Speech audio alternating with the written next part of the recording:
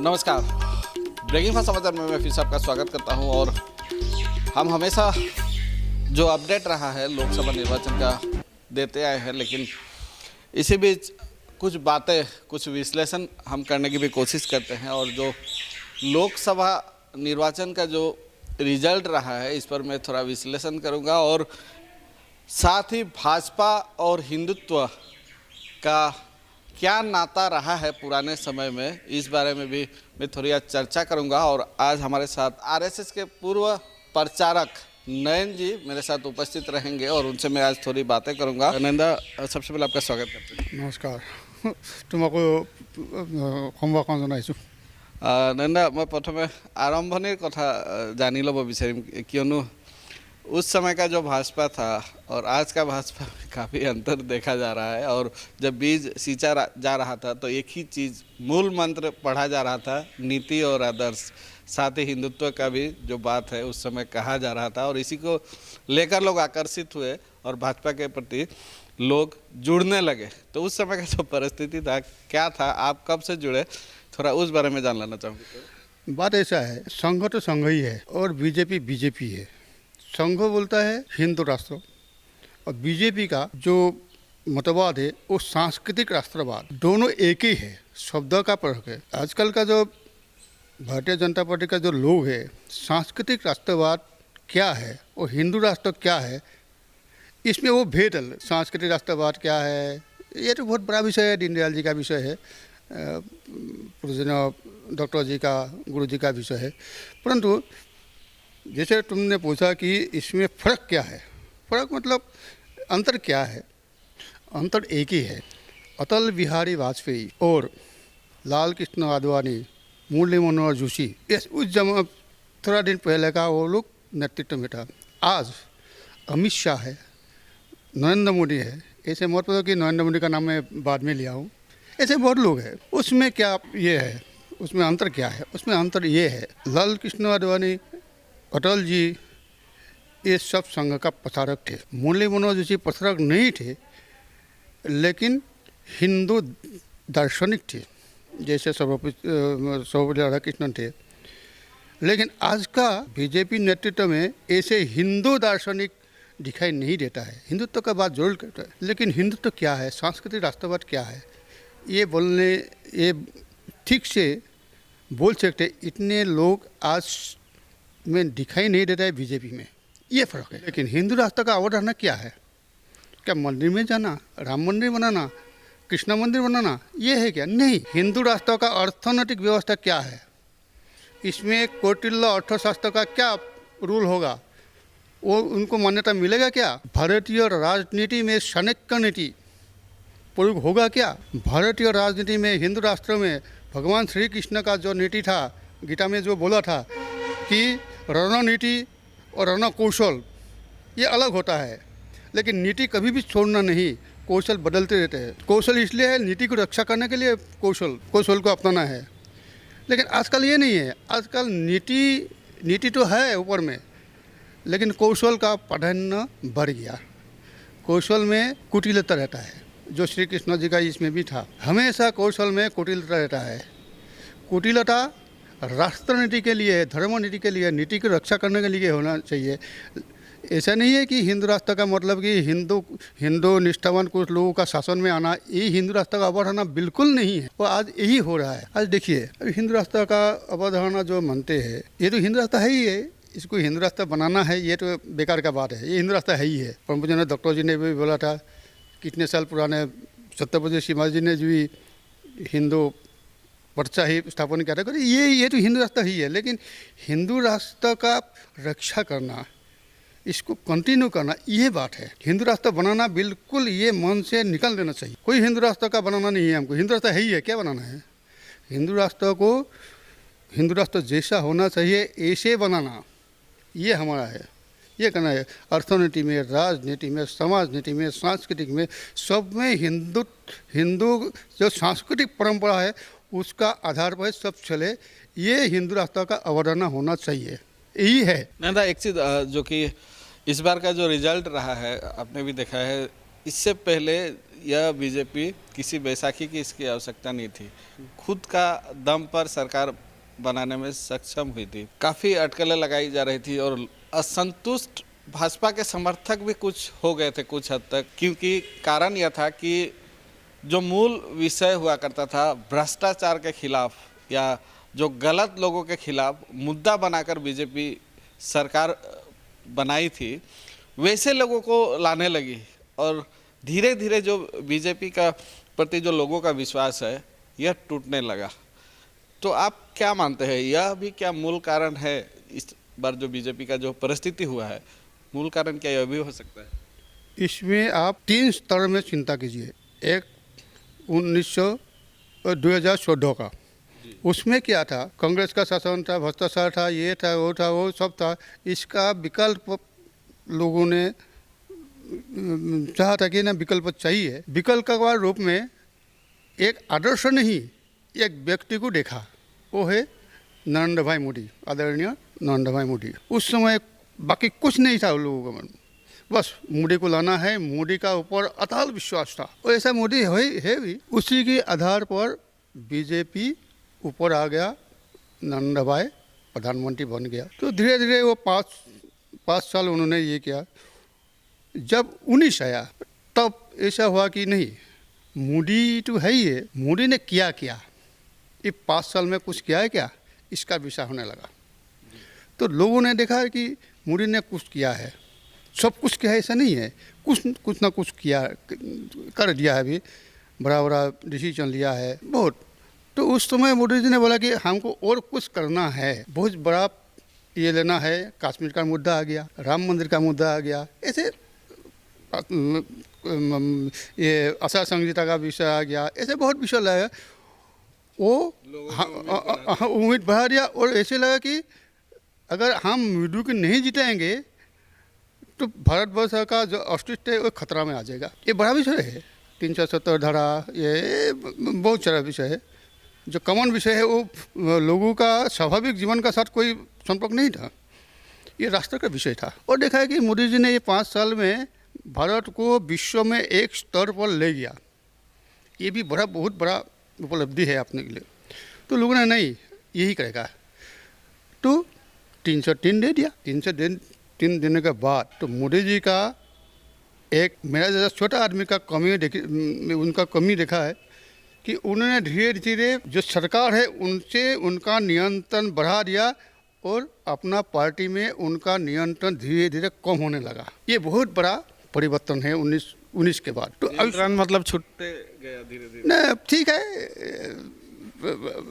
ये जो लोग हैं, हमारे भाई है, हमारे अर्जुन है, हमारे लवकुश है, और ज़्यादा विश्वास किया। तो इसका ये विश्वास लेकर के 2024 आ गया। उसमें आ गया 400 का जो नारा दिया था। मैं 5-6 दिन पहले एक गोष्ठी में मैं बोला था, बीजेपी का सबसे बड़ा गलती था 400 पार। हाँ, ये नारा लगाना नहीं है, तुमको जो करना है करो, तुम पब्लिश क्यों करता है? जो गरजते है जो बरसते हो गरजते नहीं है, हिंदी में एक बात है। हाँ, ऐसे ही हुआ।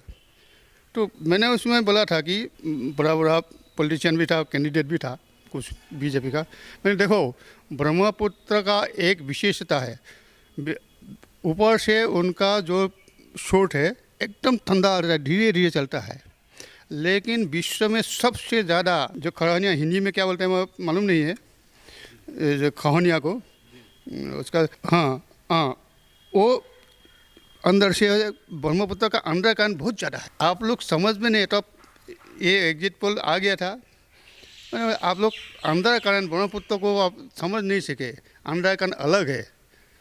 मोदी जी जरूर प्रधानमंत्री बनेगा, लेकिन कमजोर प्रधानमंत्री बनेगा। अभी मोदी जी का जो स्वभाव है वो अच्छा है, वो जो सोचते हैं वो करते हैं, किसी को परवाह नहीं करता है, ये कुछ हद तक तो अच्छे है, लेकिन इस बार ऐसे कारण नहीं सकेगा, मजबूर रहेंगे। हाँ, पीछे से खींचने वाला बहुत है। इसलिए ये सरकार, ये जो मदद, ये मत दिया है जो नागरिक ने, भोटदाता ने, ये सोची समझी रणनीति का एक हिस्सा है, ऐसे नहीं दिया है।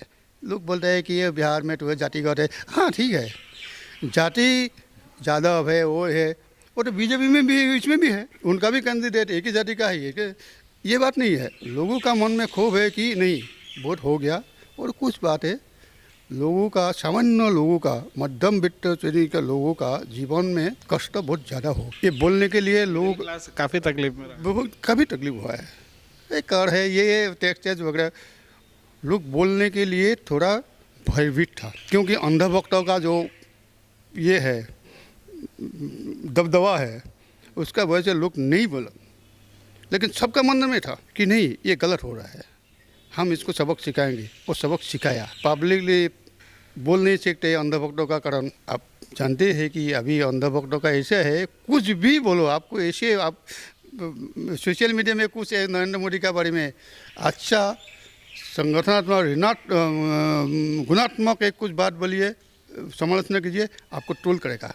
मीडिया का ये इलेक्शन में सबसे बड़ा एक ये क्या आप रिएक्शन बोल सकते हैं मेरा, कि मीडिया का ऊपर भारत का लोगों का विश्वास कम हो गया। एग्जिट पोल जो था, एग्जिट पोल ही नहीं है, एग्जिट पोल तो क्या है आपको सबको मालूम है। लेकिन बाकी समय में भी पिछले 3 महीने से मीडिया का जो एक तरफा रोल था वो लोगों ने देखा, सब कुछ समझ में आया। लोग बुड़बक नहीं है, समाज बुड़बक नहीं है।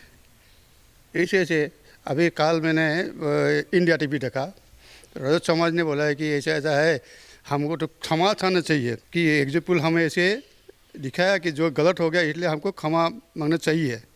उन्होंने क्षमा नहीं मांगा, लेकिन चाहिए बोला है। उन्होंने बोला कि वो जो एग्जिट पोल वाला है वो यहाँ पर नहीं आते हैं, क्षमा नहीं मांगा। ये जो मीडिया है, संवाद क्षेत्र है, वो जो चतुर्थ स्तंभ बोलते हैं, उनका ऊपर विश्वास कम होना ये देश के लिए अच्छा नहीं है। क्या कारण मानते हैं? बीजेपी करण हो गया नेशनल मीडिया का, और एक्चुअली क्या विपक्ष की भूमिका होनी चाहिए? जो मीडिया है उसका भूमिका विपक्ष की होनी चाहिए? क्या मानते हैं? बिल्कुल नहीं, विपक्ष नहीं, निरपेक्ष होना चाहिए। जो है उनको दिखाना चाहिए। विपक्ष क्यों करेंगे? किसका विपक्ष है? अच्छा होने से भी विपक्ष करेगा। जैसे अभी बीजेपी आएगा, एनडीए आएगा, इंडिया हर बात में विरोध करेंगे, ऐसा नहीं है। जो है उनको दिखाना, उनका ऊपर टिप्पणी करना उचित है कि नहीं है वो आपका बात है, लेकिन निरपेक्ष कि जो है वो दिखाना। न्यूज़ होना चाहिए, व्यूज़ होना नहीं चाहिए। अभी व्यूज़ होता है, न्यूज़ कितना है? एक न्यूज़ ये हो गया, उसका बाद 15 मिनट, 5 मिनट, 3 मिनट उसका व्याख्या होता है। इनडायरेक्टली इस तरह देखा जाता है कि नेशनल मीडिया स्पोक पर्सन का काम कर रहे हैं, जो है भारत सरकार है उसका। इस तरह का परिस्थिति भी हम देख रहे हैं। क्लेरिफिकेशन देते हैं अगर कुछ सवाल उठते हैं तो। कुछ हद तक तो है, लेकिन मीडिया का चापलूसी बढ़ गया, इतनी ही बोलूँगा। अच्छा, गठबंधन की सरकार होने जा रही है, सरकार किसकी होगी वो तो समय पे पता चलेगा। और मुझे जहाँ तक याद है, जब बीजेपी का बीज लगाया जा रहा था, अटल बिहारी जी थे, लाल कृष्ण आडवाणी काफ़ी आप क्लोज थे, और अटल बिहारी वाजपेयी का भी एक परिस्थिति आया था कि गठबंधन का सरकार उन्होंने चलाया था। जो उनकी नेतृत्व थी और आज मोदी के नेतृत्व में क्या अंतर लगता है? संघ कार्यालय में उनको मिलता था, अच्छे से मिलता था। एक बार अटल जी का जो 60 वर्ष हुआ था, पूरा हिंदुस्तान में उनका अमृत महोत्सव मनाया गया था। उस समय बीजेपी का हालत बहुत ख़राब था, तो अटल जी का इसमें सभी स्टेट कैपिटल में, पूरा हिंदुस्तान में उनका एक ये सम्मान कार्यक्रम और साथ में कुछ ना कुछ अर्थों का देने का ये कार्यक्रम क्या था। गुवाहाटी में भी ऐसे कार्यक्रम था। मैं तब गुवाहाटी में पता था, जॉर्ज फील्ड में था। अभी तो जॉर्ज फील्ड नहीं है, नाम अलग हो गया। तो उसमें उस समय शायद 2 लाख रुपया, उसमें तो बीजेपी का कुछ है था ही नहीं, समूह का लोग सब लोगों ने मिल करके कुछ एक टुकड़ा उनको दिया। तो उसमें उन्होंने 2 बात बोला था जो अटल बिहारी वाजपेयी का विशेषता है। उनको जब हार बनाया गया, उन्होंने क्या बोला था? फूलों का हार। उन्होंने बोला कि मुझे हार नहीं चाहिए, जीत चाहिए। दूसरा बात क्या बोला? कि आज हमको बोला है कि आपका आयु बढ़ गया, 60 साल से 31 साल हो गया, आयुष मेरा बढ़ा नहीं, आयुष कम हुआ। ये है अटल बिहारी वाजपेयी। और उन्होंने गठबंधन कैसे चलाना है, किसी से सीख लेना है तो अटल जी से सीखना है। अभी ममता बनर्जी मोदी जी का एकदम खास ही है। तो अटल जी का मंत्रिसभा में भी ममता जी रेल मंत्री थे, वो कुछ विषय में वो नाराज़ हो गया, कुछ लोगों को भेजा उनका घर, ममता जी नहीं माना, तो ममता जी एक थोड़ा सा असम का, इसमें असम टाइप का घर में थोड़ा सा एक इसमें वो माँ के साथ रहती थी, वहाँ आया, वहाँ खाना खाया, तो क्या बात है, बाद में ममता जी मान गए। ऐसा उनका व्यक्तित्व है कि कैसे मनाना है, सबको लेकर के कैसे चलना है, ये अटल जी को आता है, क्योंकि उस संघ का स्वयंसेवक है, स्वयंसेवक का संघ का प्रचारक थे, सबको लेके जाना ये उनको, ये संस्कार उनको था। आप विपक्ष को भी सम्मान देते थे। हाँ, विपक्ष भी सम्मान देते थे, विपक्ष भी उनको सम्मान देते, इसलिए तो राष्ट्ररंग में उनको कांग्रेस ने भी भेजा था, नरसिम्हा राव जी ने, दोनों है, वो भी विपक्ष को भी सम्मान देते थे, अभी कभी भी अपशब्द नहीं बोला है। अभी जैसे हमको मन में ये लगता है कि मोदी जी ने इस बार विपक्ष का नेता का बारे में जो शब्द व्यवहार किया वो ठीक नहीं, ठीक है, समालोचना करना है। मैं आपको एक डिफरेंस बताता हूँ। एक बार मैं किसी कारण जयपुर गया था, तब संघ का मैं प्रचारक था, उस समय निर्वाचन का माहौल था। जयपुर में एक वहाँ पर अटल जी का भाषण थे, निर्वाचन ये था, वो सुनने के लिए जिस कॉन्स्टिट्यूंसी में बीजेपी के लिए भाजपा अटल जी है, उसमें कांग्रेस का जो प्रत्यक्ष है वो सभा में उपस्थित। अब संगत बोलता मैं उनका पास ही बैठा था, कैसे बैठा मुझे मालूम नहीं, मैंने आप कौन है, बोले मैं इसका कैंडिडेट हूँ। बोले आपका विपक्ष में अटल जी भाषण देने आया, आप सुनने आया? नहीं, अटल जी हमारा विपक्ष में बोलेगा, उसमें हमको सीख मिलेगा, हमको क्या करना है, क्या नहीं करना है, मैं क्या किया, हमको क्यों विरोध किया, ऐसा अभी संभव है क्या? ये बहुत बड़ा बात है। जिसका विरोध में मीटिंग है वो खुद वहाँ पर है कि नहीं, अटल जी बोलेगा हमारे लिए लाभ ही होगा, क्योंकि हमारा दोस्त हमको पता चलेगा। कांग्रेस के थे वो, मैं नाम नहीं बताऊँगा। इस तरह की राजनीति अटल जी करते। हाँ, और अभी जैसे कुछ शब्द व्यवहार मैं तो ये नहीं करूँगा, ऐसे अभी कुछ नेता के बारे में कुछ नाम दिया है, ये ठीक नहीं है। हाँ, उनको नीति को विरोध करो, उनका आचरण का भी विरोध करो, लेकिन किस भाषा में करना है। हाँ, प्रधानमंत्री नहीं, मुख्यमंत्री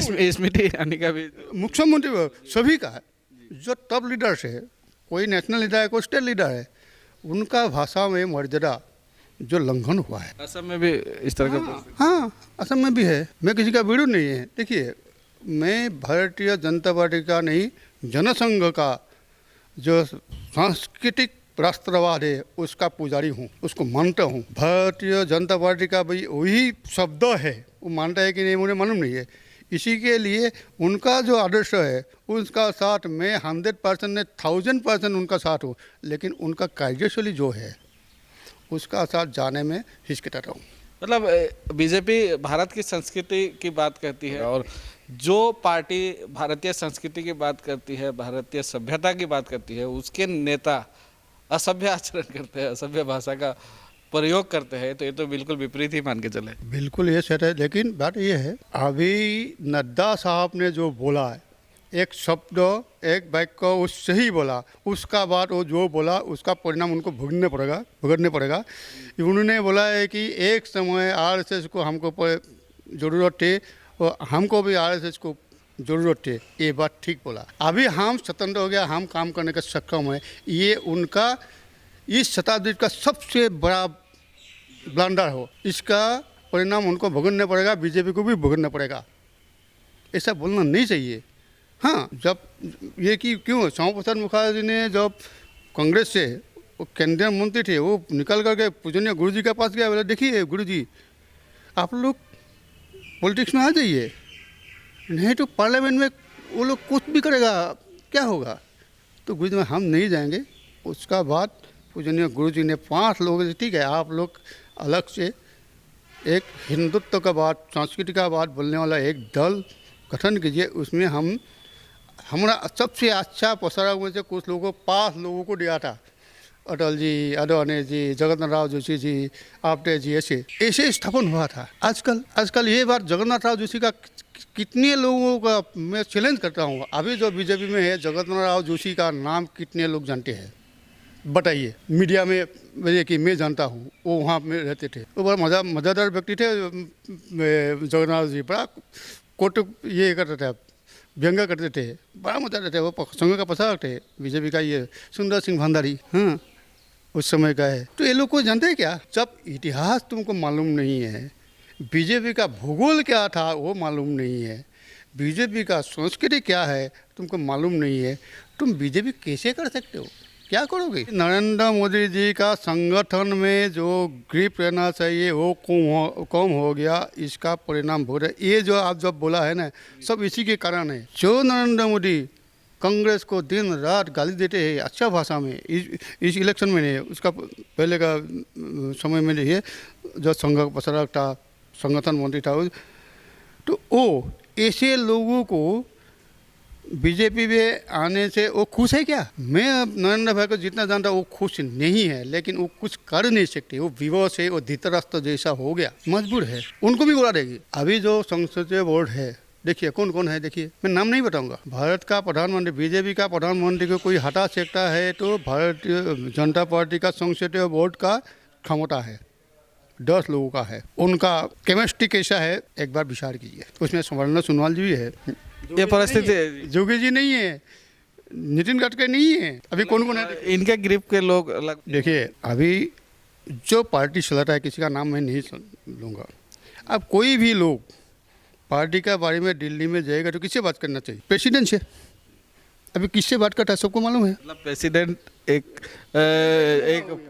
स्टाम्प हो गया। कोई भी बात प्रेसिडेंट से कोई स्टेट कमेटी जा करके बात करता है क्या? सोचिए, ये सब समस्या है, ये प्रॉब्लम है। ये जब तक नहीं हटेगा तब बीजेपी ऊपर जाने का उम्मीद बिल्कुल नहीं है और नीचे आएगा, ये निश्चित है ऐसे चलने से।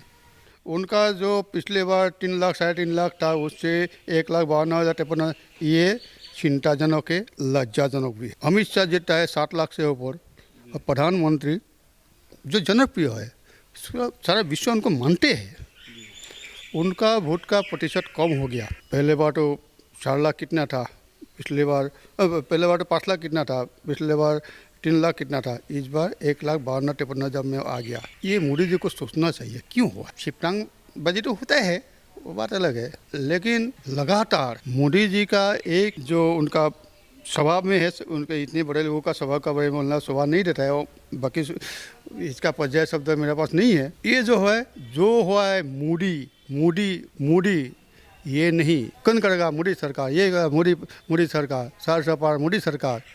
मोदी एक प्रतीक है, वो स्तंभ नहीं है, वो आदर्श नहीं है, ये आदर्श का प्रतीक है।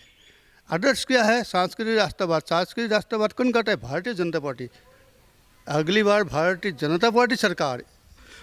पार्टी से प्रार्थी को ज़्यादा उठा दिया गया, कहीं इसका भी नुकसान तो नहीं हुआ? जैसे कि आप मोदी का कर रहे हैं, और 1.5 लाख वोट जो है पार्टी का स्तर भी गिरा देगा अगर देखा जाए तो। मोदी की अगर जनप्रियता कमती है तो, अगर जिस तरह एक विशेष व्यक्ति को पार्टी का मूल व्यक्ति बना दिया गया, पार्टी बाद में आ गया, प्रार्थी बाद पहले आ गया, कैंडिडेट पहले आ गया, आज 1.5 लाख वोट आ गया। अगर मोदी का कल स्तर गिर जाता है तो ऐसा तो नहीं कि कल पार्टी भी इसका जो है नुकसान भुगतना पड़ेगा और यह गलत जो है डिसीजन साबित हो। देखिए, जरूरीकालीन अवस्था के बाद इंदिरा गांधी का पतन क्यों हुआ? Indira is India, India is Indira, यही था। अभी जो है Modi is India, India means Modi, ऐसे होने से पतन तो होगा। ये मोदी का दोष नहीं, मोदी का भी दोष है। वो भी भाषण में बोलता है कि मोदी है तो हम करने नहीं देंगे। वो क्यों नहीं बोलता है कि भाजपा है तो ऐसे करने नहीं देंगे? नहीं है, सभी वे, मैं हूँ, मोदी हूँ, ये करने नहीं दूंगा, मैं हूँ, ये कश्मीर में मैं लाया हूँ। आपको कहाँ लाया है? संसद ने लाया है, तो सांसदों को जनता, वो संसद का आप शिरोमणि है, आपके कारण ही हुआ है। ये एकदम ठीक है कि कुछ भी 370 धारा ये हो गया, राम मंदिर का निर्माण में जल्दी से हो गया, ऐसे बहुत कारण है, ऐसे 3 तलाक का, ये आपके कारण हुआ है, आपका नेतृत्व के कारण। नेता कब होता है? नीचे कोई रहने से नेता होता है ना। ये क्यों आप नहीं मानते कि मैं ही हूँ, मेरे फॉलो करने है इसलिए मैं नेता हूँ, मैं नेता हूँ इसलिए सब लोग मुझे मानता है। एक तरफ खुद को प्रधान सेवक कहते हैं और एक तरफ मैं। यही तो गड़बड़ है, विडम्बना है ये। मैं नहीं तू, परम पूज्य श्री गुरु जी ने बोला था, मैं नहीं तू, मैं तो निमित्त हूँ। भगवान श्री कृष्ण ने भी बोला कि तुम जो कर रहे हो तुम मैं कर रहा हूँ, तुम कौन हो? मेरा इच्छा है इसलिए तुम कर पा रहे हो। अगर मेरा इच्छा नहीं है, तुमको हिम्मत है क्या? अभी भगवान का इच्छा नहीं है, मोदी कुछ कर सकते हैं क्या? नहीं था एक चीज़ जो मंदिर का मुद्दा है, और हालांकि भाजपा ने जो आश्वासन दिया था, जिस तरह आश्वस्त किया था, राम मंदिर का फिर से जो है निर्माण का काम जरूर किया गया भाजपा के दिनों में, लेकिन जो प्राण प्रतिष्ठा है निर्वाचन से ठीक पहले, कुछ लोगों का यह कहना है कि निर्वाचन से पहले प्राण प्रतिष्ठा इसीलिए कराया गया कि यह निर्वाचन में लाभदायक होगा, लेकिन कहीं भाजपा की ये सबसे बड़ी गलती तो नहीं, क्योंकि अयोध्या में ही भाजपा को इसके लिए इंग्लिश में एक ही शब्द है, ब्लंडर। देखिए, सारे संघर्ष जो वहाँ पर नहीं गया, मुझे मन में आघात, सबसे दुख क्यों कब होता है? मंदिर ये तो मंदिर तो बीजेपी ने नहीं बनाया। अगर सुप्रीम कोर्ट ने राय नहीं देते तो मंदिर बनता है क्या? इसलिए राम मंदिर बनाने का जो काम है, इसके लिए श्रेय देना है तो भारत का उच्चतम न्यायालय को देना है। हाँ, एग्जीक्यूट बहुत जल्दी से किए, इसलिए मोदी जी इसका श्रेय व बीजेपी सरकार इसका श्रेय उनको जाता है। लेकिन प्राण प्रतिष्ठा का समय 22 जनवरी था ना, उस समय एक तो हिंदू ज्योतिष में वो समय शुभ नहीं था चंद्रमास के अनुसार। मैं तो सामान्य व्यक्ति हूँ, तो भी मैं बोलता हूँ, मैं जितना जानता हूँ ज्योतिष में, जितना अध्ययन करता हूँ, जितना सामान्य, वो समय कोई भी अच्छा काम, शुभ काम प्रारंभ करना नहीं चाहिए। दूसरा, राम राजा थे लेकिन भगवान भी थे। भगवान का प्रतिष्ठा, भगवान का पूजा का अधिकार हिंदू शास्त्र ने किसको दिया है? उसको निर्धारित है कि प्राण प्रतिष्ठा को ना, प्राण प्रतिष्ठा का कुछ नियम है, उसका प्राण एक तो मंदिर प्रतिष्ठा, प्राण का ओम आंग ही इंग के ऐसे शब्द है, जिसको जो पुजारी है उनका मस्तक में, उनका इसमें हृदय में रख के वो मंत्र करके प्राण प्रतिष्ठा होता है। ये अधिकार राजा को नहीं है, मैं ब्राह्मण शब्द नहीं करूँगा, पुजारी को है। ये जिसको इसका अधिकार है वो करना चाहिए। उस समय आज का भाषा में जो बोलना नहीं सही है, तो भी मैं बोलता हूँ। मोहन जी तो ब्राह्मण है, आज का परिभाषा में मोदी जी तो बनिया है, ब्राह्मण बेटा है, प्राण प्रतिष्ठा कौन कर रहा है? आप जैसे काम करोगे इसका फल अवश्य मिलेगा ही। वो अकर्म था ऐसे मुझे लगता है, मैं इसको समर्थन नहीं करता हूँ। मोहन जी, मोदी जी ये हमारे लिए आदरणीय है, श्रद्धेय है, लेकिन उन लोगों के सामने, उन लोगों ने ऐसे काम क्यों किया, ये मेरे समझ का बाहर है। बहुत बड़ा अभी एक बात बोलूँगा जो शायद किसी ने आज तक बोला नहीं। मंदिर प्राण प्रतिष्ठा का पहले मंदिर प्रतिष्ठा होना चाहिए। मंदिर प्रतिष्ठा का विधान है, ये बहुत लंबा कर्मकांड में, ये बहुत बड़ा ये है। उसको ऊपर में पटाखा लगाना, ध्वज लगाना चाहिए, बंधन होना चाहिए, ऐसे बहुत है। यहाँ पर मंदिर प्रतिष्ठा में मंदिर प्रतिष्ठा हुआ क्या? हाँ, प्राण प्रतिष्ठा हुआ, मंदिर प्रतिष्ठा नहीं हुआ। लेकिन मैं एक बात नहीं मानता हूँ कि कुछ लोग बोलते हैं कि मंदिर अधूरा है, प्रतिष्ठा करना नहीं चाहिए, मैं ये नहीं मानता हूँ। अरे 10 से तो तुम पक्का में तो लाए हो, बाद में बनाएंगे, भव्य बनाएंगे। तो जो ये है सोमनाथ का मंदिर है, वो पूर्ण होने के बाद प्रतिष्ठा हो रहा है क्या? इतिहास देखिए, ऐसे कितना मंदिर है। यहाँ पर भी देखिए, छोटा सा मंदिर प्रतिष्ठा करता है, उसका बाद उनको डेवलप करता है, ये बात नहीं है। और सबसे ये है कि उस समय शंकराचार्य, 2 शंकराचार्य ने बोला कि उन्होंने जो ये काम किया है इसका फल उनको भुगतना पड़ेगा। शायद 240 इसका परिणाम है, इस कर्म का है। शंकराचार्य ऐसे छोटा आदमी नहीं है, भगवान का रूप है। शंकराचार्य क्यों है? शंकर का अवतार है, उनका मोक्ष है, वो व्यक्ति नहीं है। लेकिन उन्होंने जो बोला था कि आप लोगों ने जो है मंदिर में कुछ कारण उन्होंने दिया था, किया है धर्म का विरुद्ध में, इसका फल आपको भुगतना पड़ेगा। शायद वो फल का पहला स्तर इस बार निर्वासन ही है।